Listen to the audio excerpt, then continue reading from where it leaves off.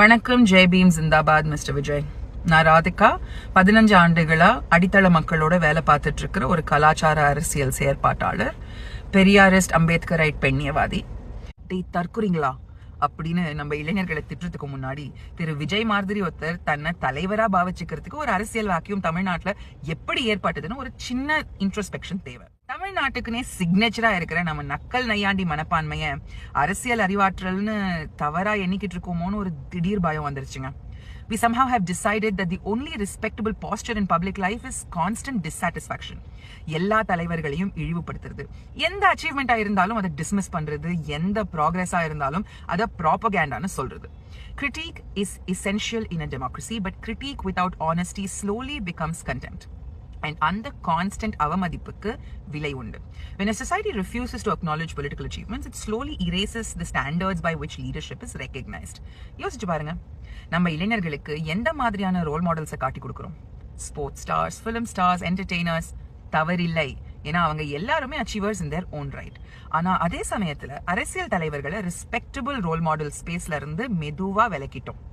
We stopped speaking about leadership in politics as something worthy of admiration, study or aspiration. அரசியல் கான்ஸ்டன்டா Mach பண்ற ஒரு விஷயமா மாறிடுச்சு. Something to distrust, something inherently dirty. And அதையே பல வருஷமா சொல்லி இளைஞர்களை அரசியல்ல இருந்து டிஸ்டன்ஸ் பண்ணினது மட்டும் இல்லாம சேர்த்து அரசியல்வாதிகளுக்கான ஸ்டாண்டர்ட்ஸையும் குறைச்சிக்கிட்டே போறோம்.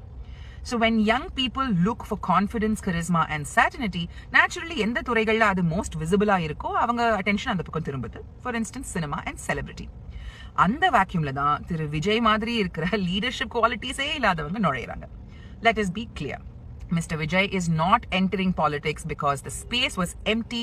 He is entering a space whose seriousness has been eroded by years of public cynicism. கைத்தட்டல்களையும் காது கிழிற விசில் சத்தத்தையும் லீடர்ஷிப்புக்கான அத்தாட்சின்னு நினைச்சிட்டு இருக்காரு.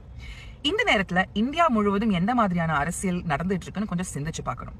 பிளவை தூண்டி மக்களை பிரித்து அரசியல் வாழ்க்கையை கட்டின அரசியல்வாதிகள், leaders openly shouting slogans like Goli Maro Salonko, a hateful call for the bloodshed of Muslim citizens. Against that backdrop, தமிழ்நாட்டுடைய பொலிட்டிக்கல் ட்ரெடிஷன் ரொம்ப வித்தியாசமானது. பல தசாப்தங்களா நம்முடைய முதலமைச்சர்கள் காமராஜர், அண்ணா, எம்ஜிஆர், கலைஞர், ஜெயலலிதா அம்மா எல்லாரும் சமூக நலனையும் சமூக முன்னேற்றத்தையும் ரொம்ப சீரியஸா எடுத்துக்கிட்டு ஆட்சி பண்ணிட்டு வந்திருந்தாங்க.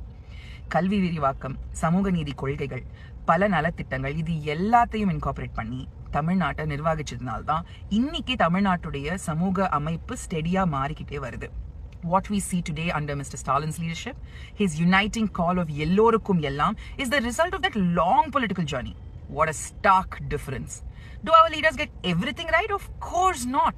But a society that only criticizes its leaders and never recognizes what they get right loses the moral authority to demand better from them. இன்னைக்கு இந்த வீடியோ மெசேஜ் மூலமா ஏன் உங்களுக்கு தமிழ்நாட்டுடைய திடீர் தலைவர் ஆகிறதுக்கு தகுதி இல்லைங்கிறத எக்ஸ்பிளைன் பண்ண விரும்புறேன். நானும் உங்க படங்களை ரசிச்சு தியேட்டர்ல விசில் அடிச்சு டான்ஸ் ஆடி மகிழ்ந்த பல கோடி மக்கள்ல ஒருத்தி. அந்த உரிமையில சொல்றேன், உங்களை தமிழ் மக்கள் ஒரு நடிகராக ரொம்ப மதிக்கிறோம்.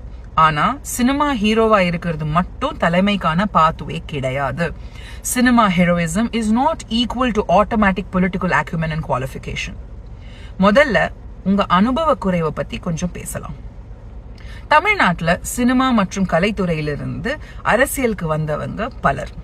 We have a rich and strong legacy of this. அறிஞர் அண்ணா, கலைஞர் கருணாநிதி, டாக்டர் எம்ஜிஆர், ஜெயலலிதா அம்மா, the list is never ending. ஆனா அவங்க எல்லாருமே போராட்டங்கள்ல ஈடுபட்டு தெளிவான சிந்தனையை உருவாக்கி தொண்டர்களையும் இயக்கங்களையும் கட்டமைத்து பல ஆண்டுகள் களப்பணியில இருந்ததுக்கு அப்புறம் தான் power became accessible to them. Cinema அவங்களுக்கு ஒரு புரட்சிக்கான கருவியா அமைஞ்சதை தவிர்த்து குறுக்கு வழியா இல்ல. பட் மிஸ்டர் விஜய், இந்த மாதிரியான அனுபவங்கள் உங்களுக்கு இப்போ இல்ல. போராட்டம் இல்ல, தொண்டர்களும் இல்ல, டிவிக்கு உள்ள ஜனநாயகமா தலைமையும் இல்ல. இப்போ நீங்க செய்யறது அரசியல் கொஞ்சம், உரிமை கொண்டாட்டம் maths. You seem to think your stardom and popularity entitles you to political power, and that is a clear sign of privilege. இப்ப கரூர் விபத்தை பத்தி பேசலாம். 41 உயிர்கள், இன்க்ளூடிங் சில்ட்ரன். நீங்க செஞ்சது தாமதமா ஒரு வீடியோ அறிக்கை, சிறுநிதி. Leadership does not arrive as a check, Mr. Vijay. The presence, empathy, responsibility, and above all, the ability to be accountable to people. குடும்பங்களோட நின்னு நடந்ததுக்கு பொறுப்பேற்றிருக்கணும். ஜனநாயக முறையில தேர்ந்தெடுக்கப்பட்ட தமிழக கவர்மெண்ட்டுக்கு இந்த இன்வெஸ்டிகேஷன்ல துணை அனுப்போன்னு சொல்லியிருக்கணும். அதுக்கு பதில you pass the buck and have set in motion a truly undignified blame game. And that video, what was that? இந்த மாதிரியான ஒரு டைம் ஆஃப் கிரைசிஸ்ல டெமோக்ராட்டிக்லி எலெக்ட் பண்ணப்பட்ட சீஃப் மினிஸ்டருக்கு த்ரெட் ஸ்டைல்ல சவால் விடுறீங்க. இது சினிமா இல்ல சார், நிஜ வாழ்க்கை. That punch dialogue of yours was of very, very poor taste. மொத்த தமிழ்நாடும் சேர்ந்து கஷ்டப்பட்டு யூனியன் கவர்மெண்டோடைய முகத்தெரிய கிழிக்க ட்ரை பண்ணிட்டு இருக்கிற இன்னைக்கு காலகட்டத்தில் how are you now claiming you would rather trust tainted central institutions over those built by your own people here within Tamil Nadu to undertake this investigation? இங்க இருக்கக்கூடிய அரசாங்கத்தை நம்பாம யூனியன்ல பிஜேபி இன்ஸ்டிடியூஷன்ஸை இன்வைட் பண்றீங்க. இதுலயே உங்க அலிஜென்ஸ் கிளியரா வெளிப்பட்டதுல. அடுத்தது the key difference between ரசிகர்கள் and அரசியல் தொண்டர்கள் aka காடர். ரசிகர்கள் கை தட்டுவாங்க, தொண்டர்கள் இயக்கங்கள் கட்டுவாங்க. Fans will cheer while cadre will educate, agitate and organize. Fans will merely follow while cadre will hold even their leaders accountable when they falter. And ஒரு திறமையான தலைவர் ரசிகர்களை தொண்டர்களா மாத்துவார். Slow and through sustained engagement. இன்னைக்கு டிவிகேக்கு இருக்கிறது ரசிகர் கூட்டம், தொண்டர்கள் brigade இல்ல. The proof of this is all over the internet today. உங்களை விமர்சிக்க துணிந்த யாரா இருந்தாலும் உங்களுடைய ரசிகர்கள் இமீடியட்லி கேவலமா அவங்கள திட்டி இன்சல்ட் செய்யற இந்த வல்கர் அண்ட் வயலண்ட் கூட்டம் ஒரு சிறந்த அரசியல் தொண்டர்கள் அமைப்பா இருக்க முடியாது. It is absolutely a frenzied mob out there. எங்க எதிர்பார்ப்பு என்ன? தமிழ்நாட்டுக்கு நல்ல தலைவர்களும் அரசியல் சமூக சிந்தனையை வளர்க்கிற நல்ல பொலிட்டிக்கல் எஸ்டாப்ளிஷ்மெண்ட்ஸும் தேவை. அந்த ஆல்டர்னேட்டிவா நீங்க இருக்க விரும்பினால் முதல்ல உங்க இயக்கத்தை ஸ்ட்ரெங்தன் பண்ணுங்க. Build an ideologically strong and systemically just movement in the name of TVK. கல்வி முகாம்கள் நடத்தலாம் to impart political education to your fans.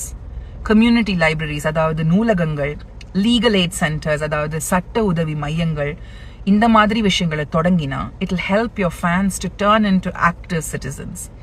சாதி மற்றும் பாலின வன்முறைகளை குறித்து புலனாய்வு செய்யறதுக்கு அவங்களை தூண்டுங்க so that they educate themselves. Before organizing political rallies to usurp power, organize public hearings and meetings to demand accountability from existing systems and work for policy change. இது எல்லாம் கலைஞர், எம்ஜிஆர் மாதிரி இருந்த தலைவர்கள் செஞ்சாங்க. போராட்டங்கள்ல தான் அவங்களுடைய தலைமை வளர்ந்தது. இப்ப கொஞ்சம் எதிர்வினைய பத்தியும் பேசிடுறேன். இந்த வீடியோக்கு அப்புறம் உங்க ரசிகர்கள் என்ன கேவலமா திட்டி தாக்குவாங்கன்னு எனக்கு ஆல்ரெடி தெரியும். ஆனா அதுவே என் பாயிண்ட நிரூபிக்கும். மரியாதையான விவாதத்தில் ஈடுபடாம வன்முறை மட்டுமே தெரிந்தால் டிவிக்கே இப்ப இருக்கக்கூடிய அரசியலுக்கு மாற்றாக இருக்க முடியாது. You are not a viable alternative to the current political culture in Tamil Nadu yet. உடனே நீ எந்த கட்சின்னு கோடாலியை தூக்கிட்டு வந்துடாதீங்கப்பா. I am not associated with any political party. I stand for Tamil Nadu's commitment to dignity, justice and equality. And ஒரு முக்கியமான கேள்வி, நிதி. டிவிக்கு பணம் யார் கொடுக்கறாங்க? இவ்வளோ டீப்பா அரசியல்ல ஈடுபட சினிமா வருமானம் போதாது. நீங்க மக்கள் கிட்ட இருந்து வசூல் செய்றீங்கிறதுக்கு எந்த விதமான பிரைமா ஃபேசி பப்ளிக் இன்ஃபர்மேஷனும் அவைலபிளா இல்ல. அப்போ எந்த கார்பரேட், எந்த ஹை நெட்வொர்த் இண்டிவிஜுவல், எந்த ideological organisation is backing you? Tamil Nadu knows too well hidden money is equal to hidden masters and hidden agenda. கடைசியா மிஸ்டர் விஜய், நான் உங்க எதிரி இல்ல. உங்க படங்களை ரசிச்ச ஒரு தமிழ் பெண். ஆனா தமிழ்நாடு இப்ப இருக்கிறத விட முன்னேறணும்னு நினைக்கிறேன்.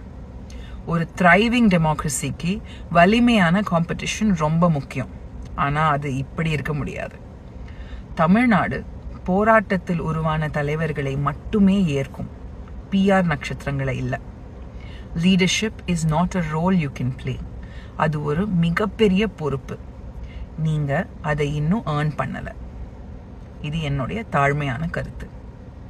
ஜெய் பீம், வாழ்க பெரியார், வளர்க திராவிடம், ஜிந்தாபாத்.